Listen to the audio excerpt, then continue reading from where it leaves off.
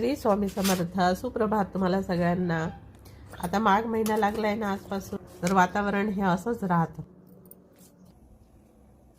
त्याचीच मला सर्दी झालेली आहे आता. पण सकाळच्या वेळेस डब्बा तर करावाच लागतो.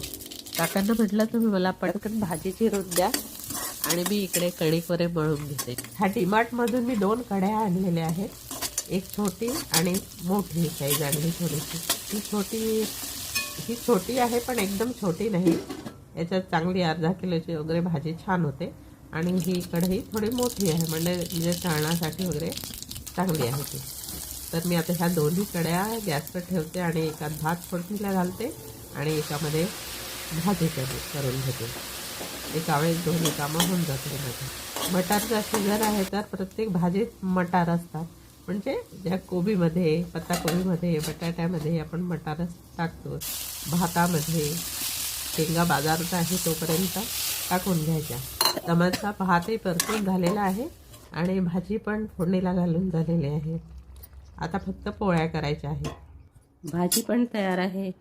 काकांच्या डब्यापुरत्या पोळ्या करून घेते आणि डब्बा भरून घेते काकांचा. आणि मला सकाळी उठायला उशीरच झाला थोडासा.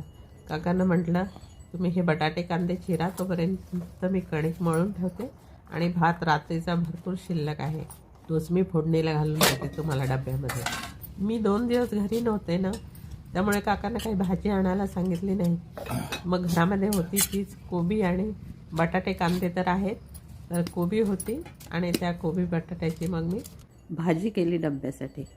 आता ह्या राहिलेल्या पोळ्या पण करून घेते, म्हणजे ओट्यावरचं काम संपलं, मग ओटा स्वच्छ करून वगैरे दुसरे कामं करायला मोकळी.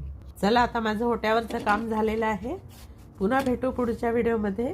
तोपर्यंत श्री स्वामी समर्थ. माझा व्हिडिओ आवडला असेल तर लाईक, शेअर आणि सबस्क्राईब नक्की करा.